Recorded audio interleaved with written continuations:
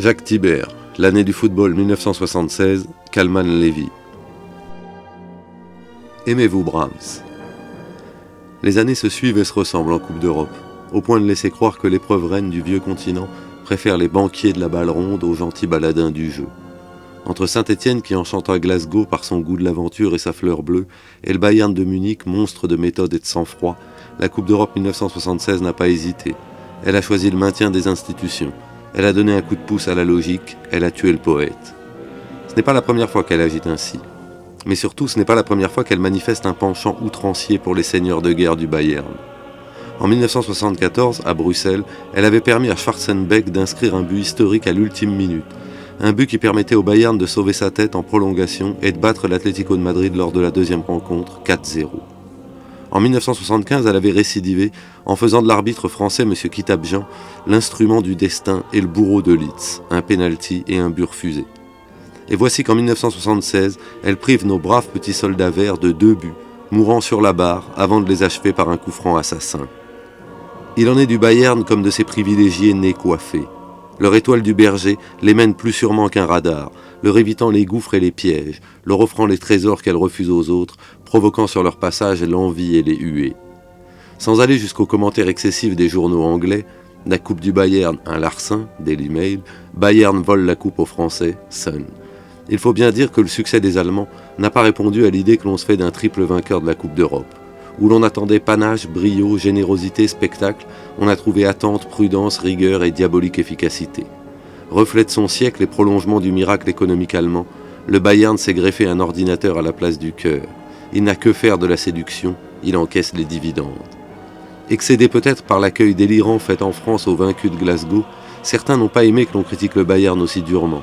Sous le prétexte d'objectivité, ils ont souligné que tout s'était passé à Glasgow le plus régulièrement du monde et que le Bayern n'avait en aucune manière volé sa victoire. Rappelez qu'à 3 reprises, l'arbitre avait pris des décisions favorables aux Stéphanois, ri de la balistique enfantine au sujet des poteaux carrés de Glasgow et décrété enfin dans France Football, le Bayern est ce qu'il est, une des équipes les plus lucides de notre temps, une équipe qui sait ce qu'elle veut, où elle va, avec les moyens qu'elle a.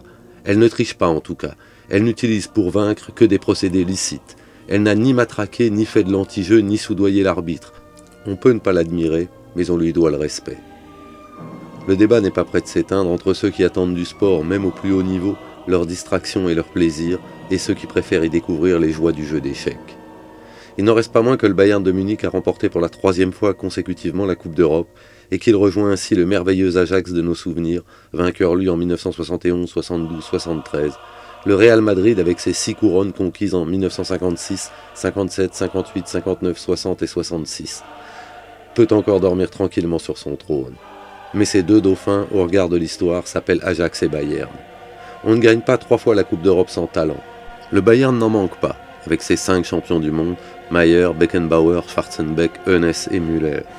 Mais il ne le montre pas assez, comme s'il tenait de certains sages hindous le sens de l'humilité et la force qu'on en retire.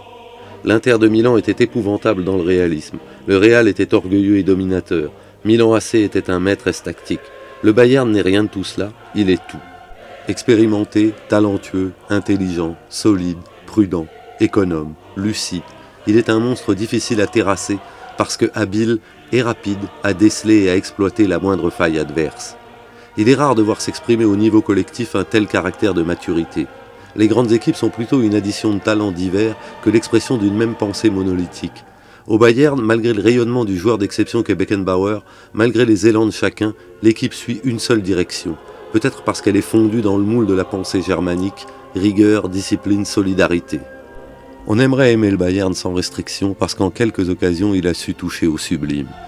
Mais on pourrait croire qu'il n'aime pas qu'on l'aime. N'est-ce pas Herschwann, le directeur sportif, qui déclare crûment: l'amour du club, l'esprit de club, qu'est-ce que c'est?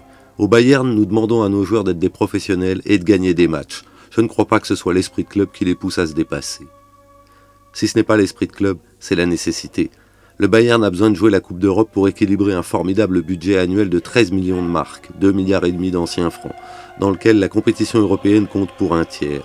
Quand l'équipe manque son championnat, comme ça lui est arrivé cette année, il ne lui reste plus qu'à gagner la compétition suprême. Et après Leeds, Saint-Étienne se retrouve orphelin. L'autre force du Bayern, c'est sa santé. À l'automne 1975, on le disait mourant et condamné.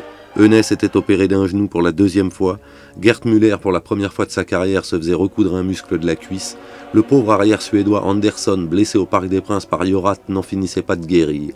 Mais Beckenbauer, sans l'ombre d'un souci, répétait inlassablement « Attendez le printemps et vous verrez ». Le printemps est venu et on a vu.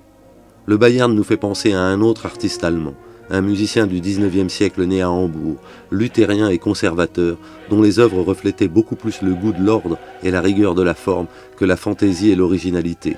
Il s'appelait Johannes Brahms et l'une de ses compositions était intitulée Ein deutsches Requiem. Aimez-vous Brahms?